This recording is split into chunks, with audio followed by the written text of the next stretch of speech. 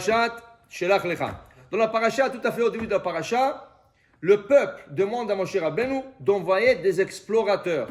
Okay? Eux, ils sont devenus des espions.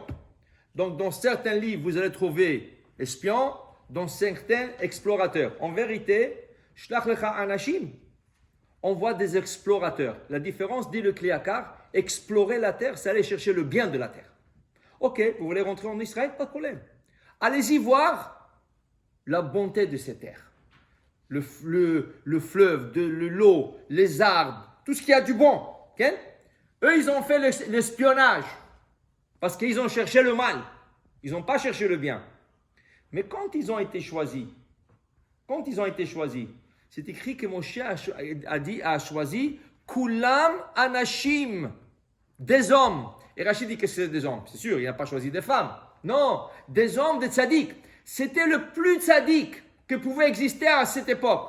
Le plus tzaddik. Mais comment ils ont tourné? Et Rachid dit, ils ont tourné en 1 heure. Ils ont quitté le camp, 1 heure plus tard, paf, ils ont tourné. Des espions, parlaient du mal, parlaient du lachon hara. Waouh, Ribono Shalom, comment c'est possible? Qu'est-ce que tu comprends de là? C'est qu'il nous enseigne le Talmud. Dans Brachot, il ne faut jamais croire en soi-même. Al ta'amen ba'atzmecha ad yom motra. Jusque le jour de la mort, ne te fais pas confiance à toi. Qui veut dire, d'un jour au lendemain, tu peux être le plus religieux au monde, tu peux tourner. Voilà l'exemple que le Talmud nous donne. Le père de Maccabi, Yochanan Kohen Gadol, Yochanan le grand prêtre, c'est le père de Matithia, c'est le père d'Elazar à Maccabi, le père de Judas, le Maccabi. Tout le 10 Maccabi, c'était leur père. Et lui, c'était quoi? Le papa, qui était grand prêtre d'Israël. La Gemara nous enseigne que Yochanan Kohen Gadol, il rentrait dans Kodesh Kodashim, dans le Saint de Saints, 80 ans. Pendant 80 ans, il est rentré là-bas. Si tu n'es pas pur à 100%, tu meurs sur place. Il est rentré 80 ans. Ça veut dire quoi? Quelle pureté avait cet homme? Quel niveau spirituel avait cet homme? Et du coup, la dernière année, il est tourné en helléniste. Il ne croyait plus dans la Torah. Ça veut dire qu'il croyait dans la Torah écrite, comme les hellénistes. Okay? La culture grecque qui a été malheureusement infiltrée dans la communauté juive, que 80% et plus de juifs qui ont été déjà hellénisés. Il restait un petit groupe de Maccabis qui se sont donné la vie, ils sont battus, ils ont gagné. Mais le papa, comment il a tourné comme ça? Après 80 ans, il avait 120 ans. Tu ne parles pas qu'un jeune garçon qui a des tentations.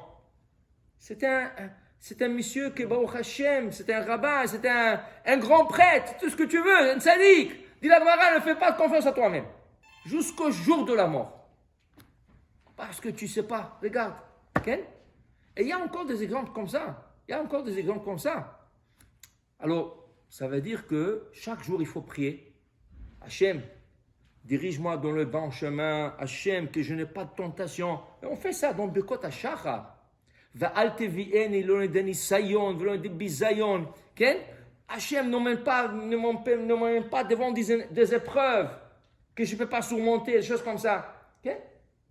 De la même manière que tu trouves que tu peux aller mauvais côté, il y a des gens qui sont partis de l'autre côté, à l'opposé, complètement. Et ça peut être un goy, et ça peut être un juif. Même un goy peut faire.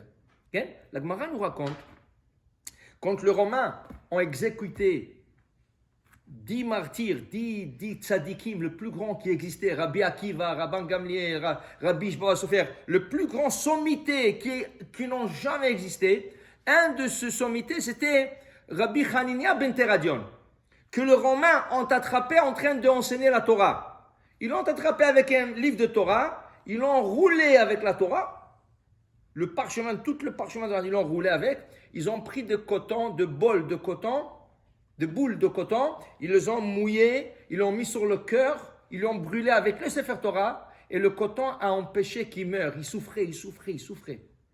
Okay? Il y avait le bourreau, un goy. Le bourreau, il voyait le rabbin souffrir. Il dit, si je vous enlève le coton et vous brûlez de suite et vous mourrez, comme ça vous ne souffrez plus, est-ce que vous me promettez l'autre monde? Il dit, je te promets.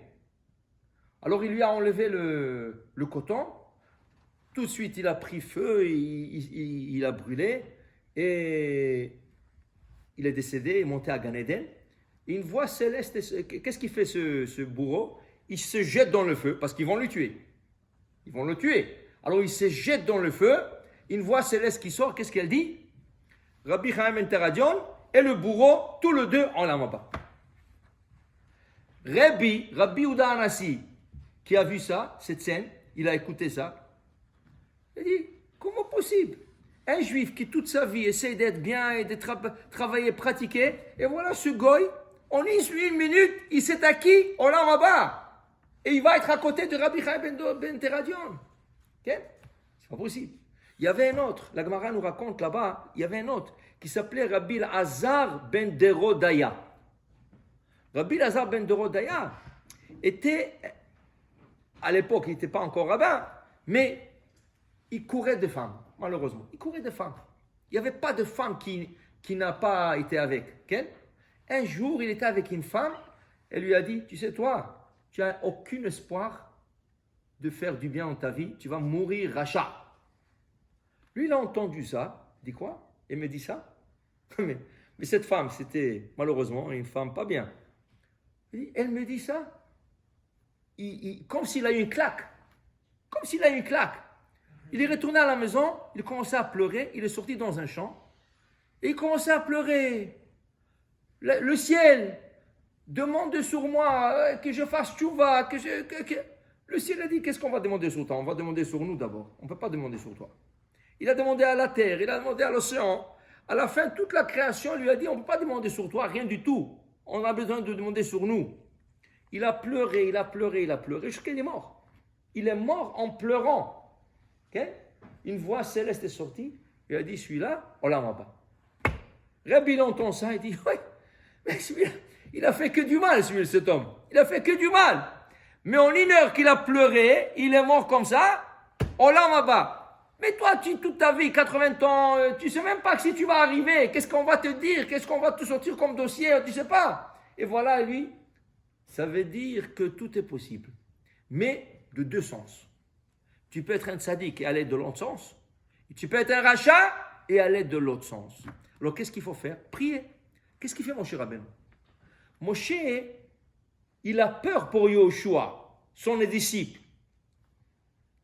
Parmi les 12 explorateurs, il y avait son disciple, Yoshua. Il a prié sur lui. Il lui a changé le nom. Le prénom, il lui a changé. Comment il s'appelait? Oshéa. Il dit non, tu ne vas pas t'appeler Oshéa. Tu vas t'appeler Yoshua. Pourquoi Yoshua? Yehoshua. Yeho, c'est le nom d'Hachem. Shua, qu'Hachem te sauve.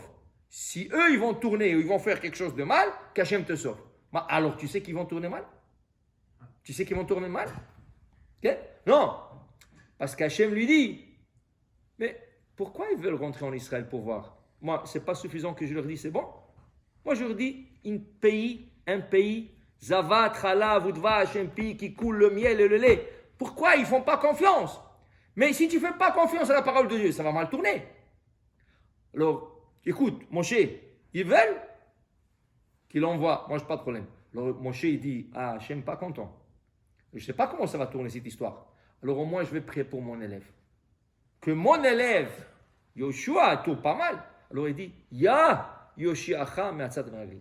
Qu'Hachem te sauve. Si en cas qu'il y a un mauvais conseil ici, qu'Hachem te sauve. Et il a été sauvé grâce à la prière. Pour dire quoi? C'est la prière. Toujours il faut prier. Et nous le faisons cette prière chaque matin.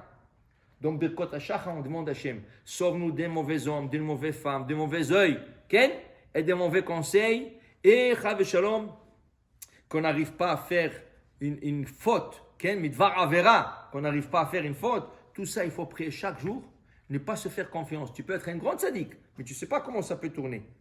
Alors pour te dire, tu es obligé de prier toujours. Amen.